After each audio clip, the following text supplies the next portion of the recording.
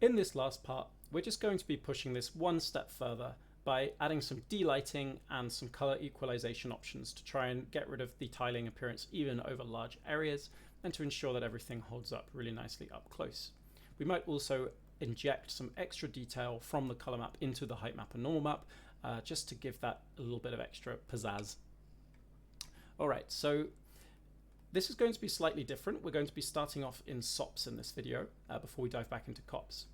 And we're going to look here at this result that we've been getting, and we can see that we haven't applied the color correction yet. So we're going to apply the color correction before we go to points, and then we're going to be able to use that color information on the geometry itself to start to create some kind of interesting control over the appearance of the material.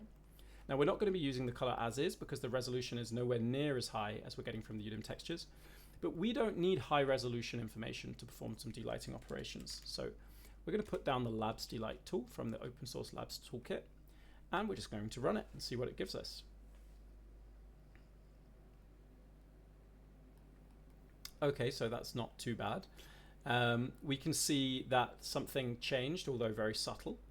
So what happens if we go ahead and increase the number of samples? Something changed again, but again very subtle. And this is probably good because we don't necessarily want this to be a very overwhelming tweak to the system. And it should be noted as well that this delighting isn't really picking up the kind of cavities or very fine grained shadows.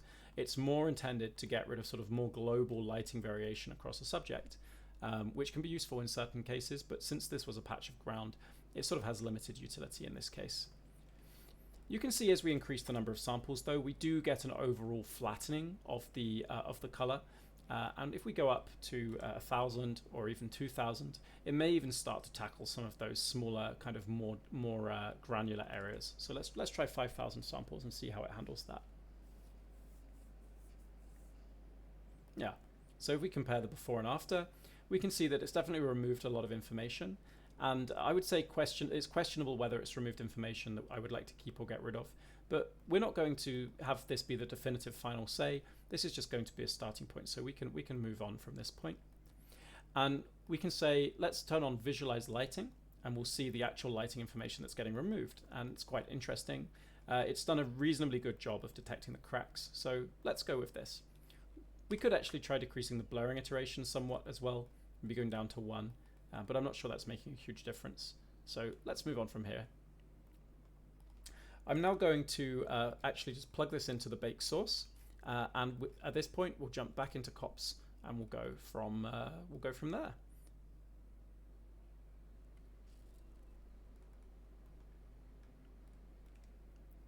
Okay, so nothing's changed in our bake initially, but we're going to have a look at this final output, which is the geo color that so far we haven't touched on.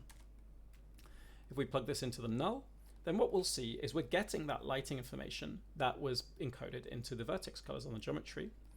And the way that we can remove that lighting then from this from the actual textures that came from the UDIMs is we can simply put down a divide, plug this into the background, and you can see we have a very quick and simple delighting operation, which has worked remarkably well.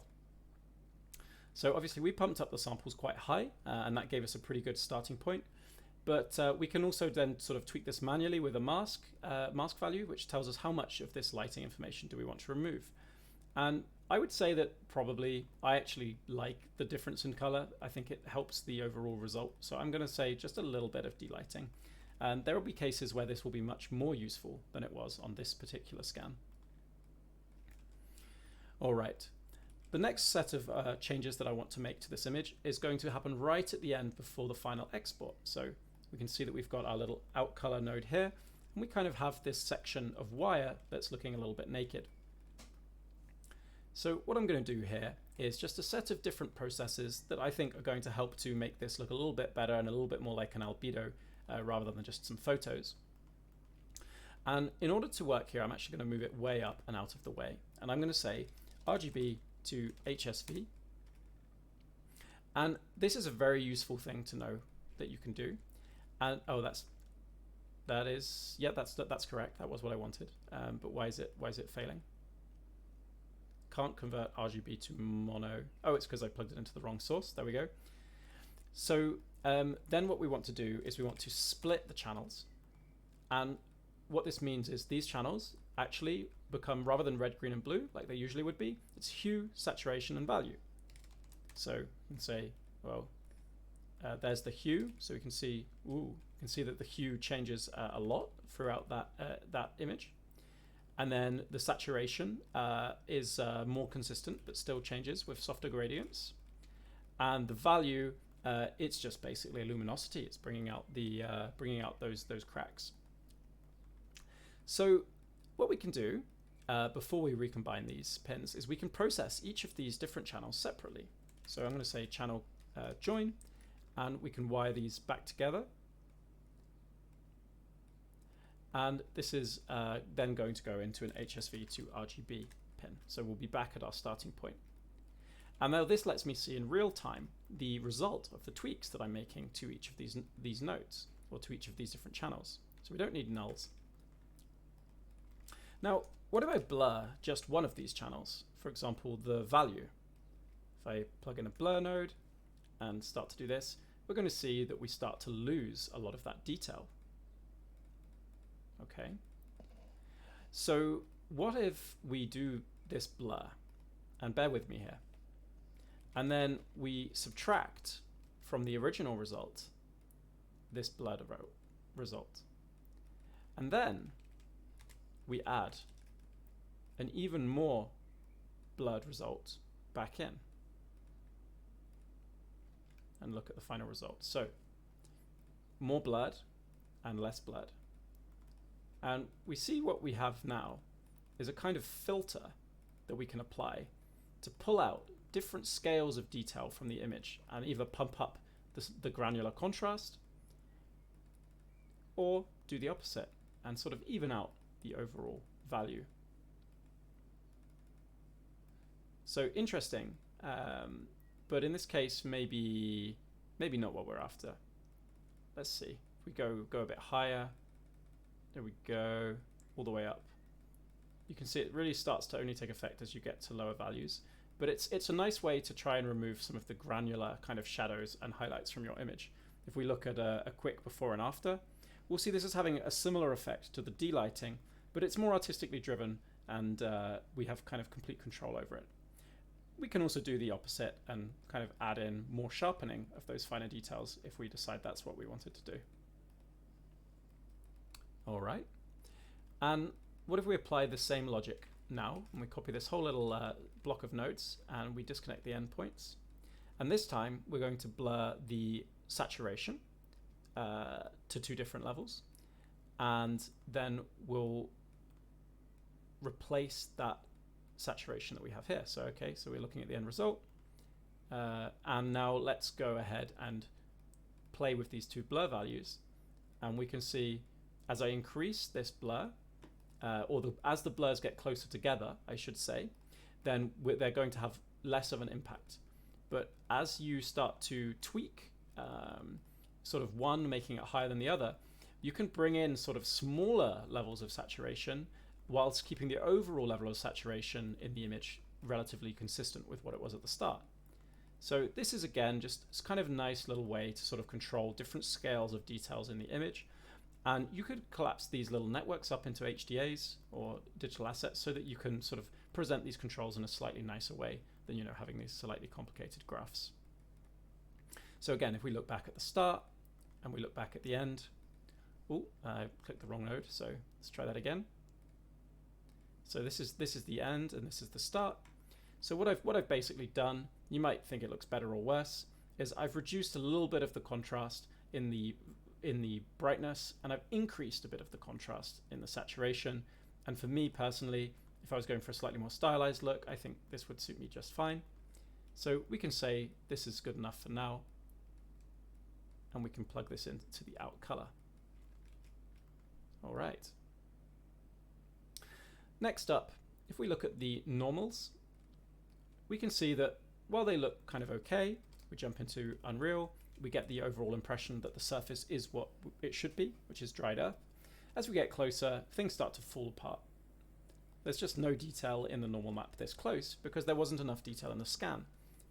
However, there is enough detail in the color to get some of the information from the color and modulate a sort of fake normal map kind of appearance from that. Similarly to how we created our kind of fake roughness that we're using here.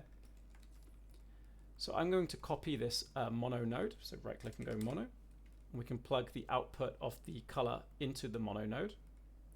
And then for this one, we could actually try the saturation. It might give us an interesting result. Or we could try the value. And I think in this case, while the value does have some of the information that was contained in the actual displacement map, because of the similarity in the sort of shadows and where the raised and lowered parts are, I do think this could be a useful one to play with. But I'm going to explore the red and the green and the blue channels too to see if any of those are going to give us a better result. Magnitude, length, or average. Hue is probably not going to work because it's too noisy. So let's go ahead. I mean, we could try and blur the hue. Let's see what happens, or even denoise it. So we'll put down a denoise node, and that's kind of interesting. So I'm not sure this is what I'm going to want to do, because if I denoise it too much, it's not going to add the detail that I want. So let's just go and pick the saturation, and I'm going to go ahead and remap it, and I might invert it, and then we'll see what we get from this. If I go height to normal, so this is the kind of trick, we're treating the grayscale image like it's a normal map, and then we can say combine normals. So we're going to combine this normal with our actual normal that we get from the geometry, and we can see we're completely overpowering it right now, so that's not what we want. So I'm going to go to this new height to normal that we created, and I'm going to change the height scale to be much lower. You can see we're just going to start to introduce this kind of fine-grained noise everywhere. And we can also go to the derivatives, and we can change the kernel size and see if that gives us anything useful to play with. But I think here the source images may be too kind of fine-grained. It doesn't have any large enough information or sort of shapes for this normal map extraction to give us anything kind of meaningful. Maybe the normals that we get from this would also already be interesting with this kind of just high fidelity, high sort of noise pattern. But I have a suspicion that we're going to want some more shapes. So I'm going to go to value instead. And we're going to get rid of the remap for now, go to the height to normal. And then we'll see that this one does actually bring in some kind of interesting shaping. So we'll keep it on 1 pixel. We'll keep the strength very, very low. We'll put on the combined normal. And then we can see what it looks like without and with these normals. And I think that's going to add just an extra level of detail that's going to help this end result come together just that bit more. So I'm going to go and export everything to disk now. I'm going to go back over to Unreal, and we're going to hit re-import. And we can see now that we're getting a final kind of result. And you could obviously tweak this further. You could clone stump out some of these large details. But I'm reasonably happy that this looks like the material I intended it to, and I think it fits in with the level of kind of quality and style of the rest of these scans that I did. So thank you so much for sticking with it through to the end of this tutorial series. I hope that you have success in exploring Copernicus and creating tileable materials from scans for use in Unreal. And until the next time.